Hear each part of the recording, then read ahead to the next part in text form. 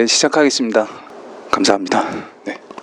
자, 그래서 음양에 대해서 다시 한번 오늘 복습하면 세상 만물 모든 것들은 다 음양으로 이루어져 있다. 그러니까 이 음양을 외우는 게 중요한 게 아니고 어떤 사주에서 어떤 부분을 봐도 예를 들어서 오행으로 본다. 운에서 목이 왔어요. 그러면 목이 왔으면 목의 반대편에 해당하는 금의 상태도 봐야 될 것이고, 목이 무엇을 생하느냐도 봐야 되고, 목이 생을 하는 게 있으면 목이 극하는 것도 있을 거 아니에요.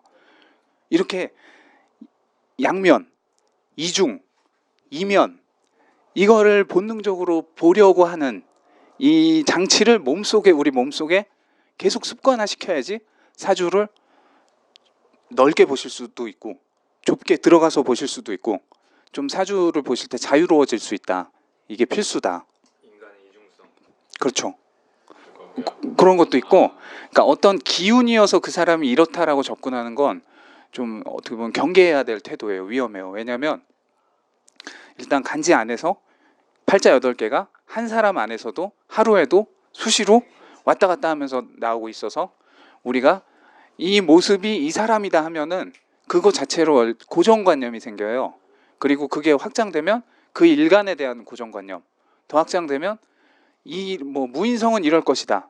근데 이렇게 되면은 오히려 우리를 좁게 만들어요. 그래서 제가 말씀드리는 게 항상 그 사람의 어떤 행동에서 나오는 그 모습의 저 기운이다.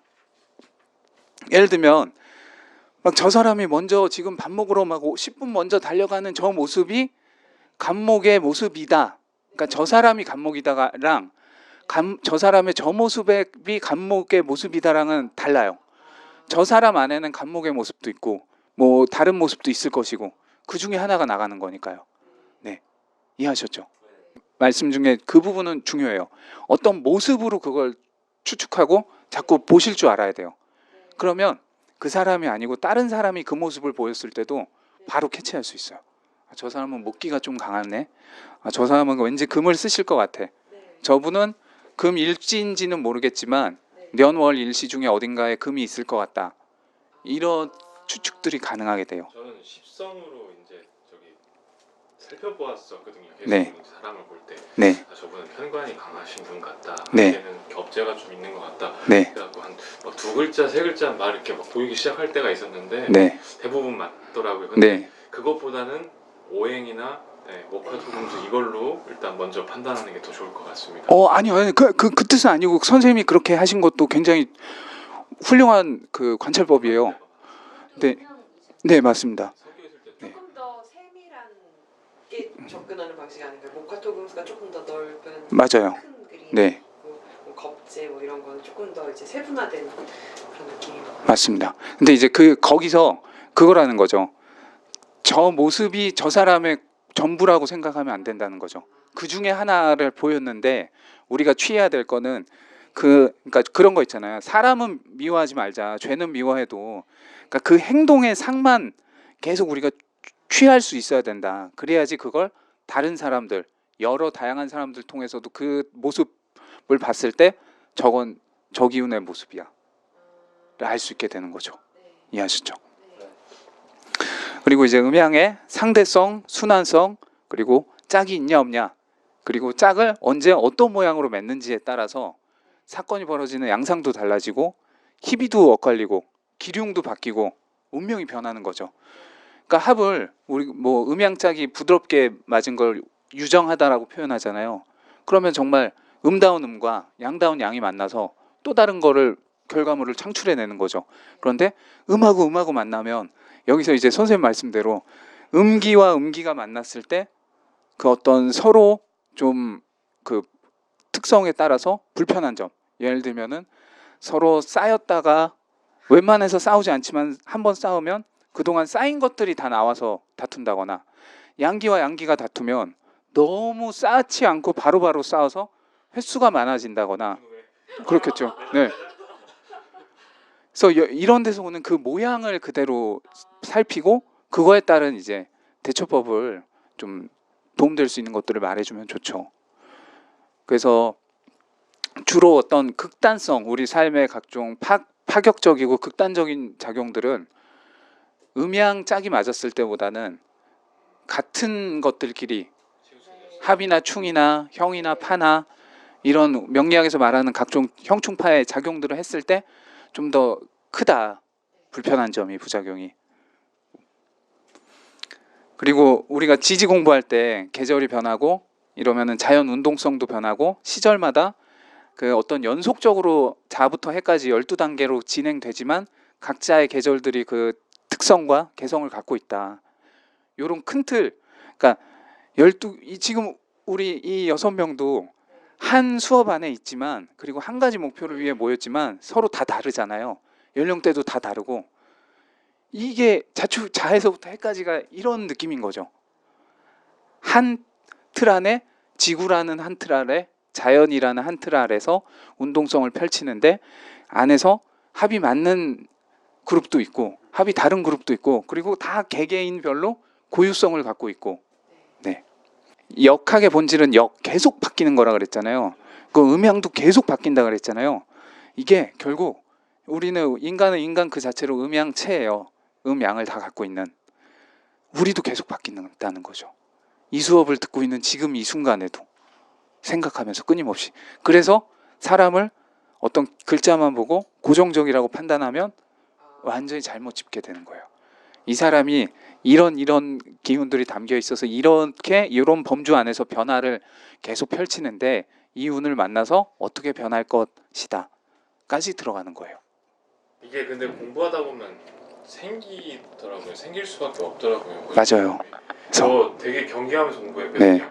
또 지금 말씀한 거 들어보니까 내가 또 생겼구나라는 게 또 깨달아지는데 아닙니다. 저도 다 겪었어요. 지금도 그걸 겪고 계신 선생님들도 많고 우리 그런 말 있잖아요. 사주병이라고. 다 보면은 특히 이제 이런 것들이 그런 좀 경계해야 될 태도는 무슨 글자가 있어서 내가 이래요. 이러면은 그거는 좀 그렇게 좀 조심할 필요가 있어야 돼요. 우리가. 저 사람의 모습 중에 저런 게 두드러져 있다. 강조돼 있다. 원국 내에서도 천간지지 배치에 따라 초년, 청년, 중년, 말년 영향력이 크게 변하고 작게는 하루에도 이 순간에도 계속 변합니다. 우리가 이론으로 공부할 때 시주가 움직이는 건 대체로 뭐 중년 이후라고 그렇게 공부하잖아요. 그런데 저도 실제로 시주를 잘 쓰시는 어린 분들이라든가 젊은 분들을 많이 봤어요. 그 지지를 건드려주는 대운을 초년에 일찍 만나면 그런 것도 있는 것 같고 월지, 년지 정도만 쓰는 사주도 있고 그게 다 다른 것 같아요.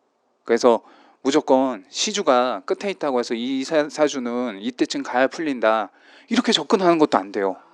네. 운을 세운에서라도 건드려주면 그 애는 움직인다니까요. 정말 이거를 고정돼 있다고 고정된 요소로 보면은 사주를 오히려 돌아서 공부하는 게 될 수 있어요. 항상 움직이고 그 움직이는 중에 어느 지점에 있나 이 사람이 그리고 어느 지점으로 가고 있나 어느 지점을 거쳐서 천간은 음에서 양으로 10단계로 변하는 거 지지는 음에서 양으로 12단계로 변하는 거 이제 십성 같은 경우는 일간을 기준으로 주체 객체 나눠서 여기다가 음양관계를 붙인 거 이것도 음양이죠. 그리고 12운성도 절지를 12단계에서 절지로 완전히 해체되고 이제 판이 바뀌는 시기로 봐요. 그러면은 왕지는 이 12사이클에서 제일 절정 가장 그 강력한 순간 이 제일 해체된 시기랑 제일 강할 때를 양 끝에 놓고 나머지 가운데 있는 10개를 음양운동하는 그 과정에 있다 연속선상에 있다 이렇게 볼 수 있겠죠. 그리고 오행은 음에서 양으로 목에서 수로 5단계로 계속 변하는 거 12신살은 신자진 사유축을 음의 금수 삼합 궤도운동 그리고 해묘미 인호수를 양 목화의 궤도운동 이것도 상대적으로 볼 수 있겠죠. 그러니까 음양이란 단어 자체는 그냥 그 인식을 켜기 위한 스위치 정도로 가지고 계시고 그러니까 항상 상대적으로 본다 양면을 본다 이면을 본다 이런 거죠. 그리고 결국에는 각자 다른 기운하고 운동성을 가졌지만 상대되고 대비되고 한쪽을 채워줄 수 있는 나머지 기운이나 사람이나 어떤 작용들이 있어야지 그 다음 생산물이 생긴다. 결과물이 생긴다. 이러한 계속 끊임없는 음양작용은 하루 24시간 중에도 일진 중에서도 월운, 세운, 대운 왔다가 우리하고 작용을 또 일으키고 갔다가 이렇게 하는 거예요. 이 안에서 어떤 개운적인 행위라는 건 그 어떤 이 흐름의 변화에 맞춰서 삶의 형태도 요거하고 알맞는 모습으로 변화를 주자. 그래서 원칙적으로는 자연의 운동성이 여름 되면은 덥고 겨울 되면 춥잖아요. 그런데 우리 인간은 여름 되면 냉면 먹고 겨울 되면 따뜻한 거 국물 먹잖아요. 채우려고 자체적으로. 네.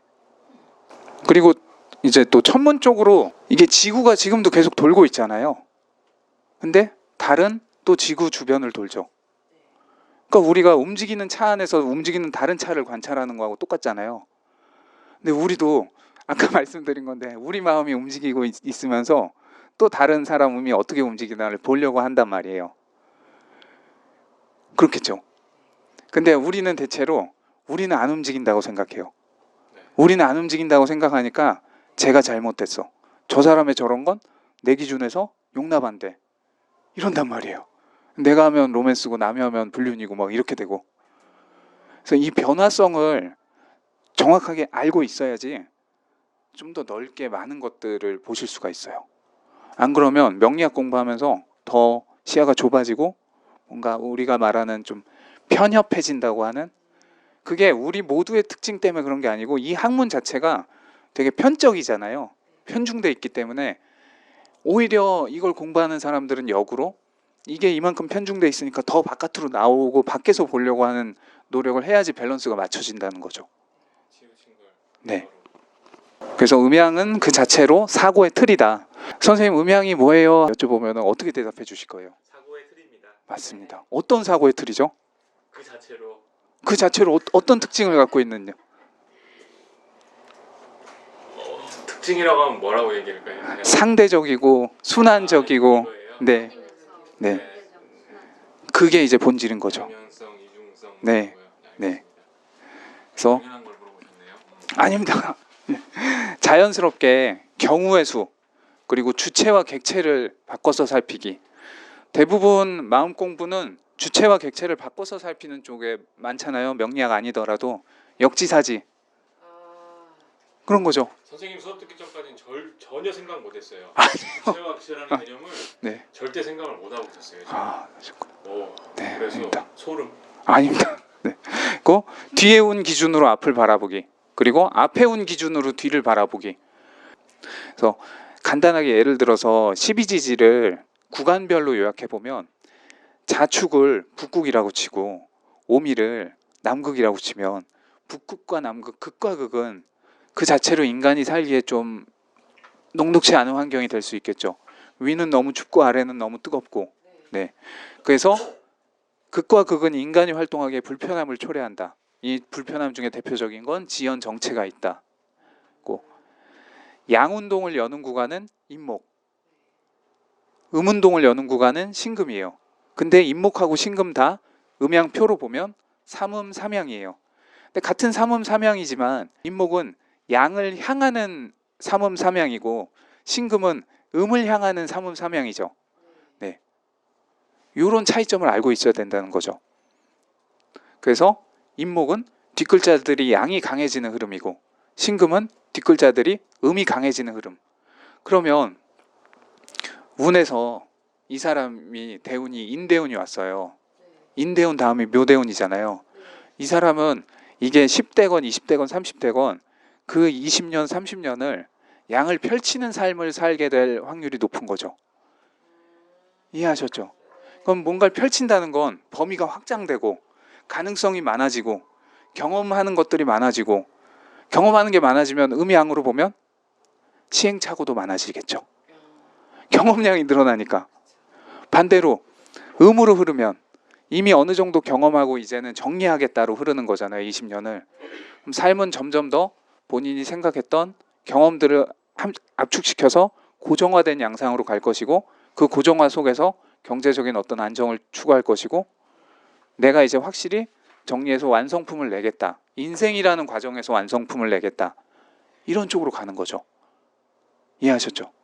네. 그래서 물론 남자한테는 음기 글자들이 많은 게 유리하고 여자한테는 양기가 유리하지만 남녀라는 그냥 인간의 관점으로 이 자연의 운동성을 보면 봄 여름에는 여는 기운이 많은 거고 가을 겨울에는 거두어 들이는 기운이 강한 거예요. 이해하셨죠? 그러면요. 양으로 향하는 인목과 네. 음으로 향하는 신금이 만났을 땐 인신충이라고 하잖아요. 그렇죠. 왜 그러는 거예요? 음양이 조화가 돼 있는 건데.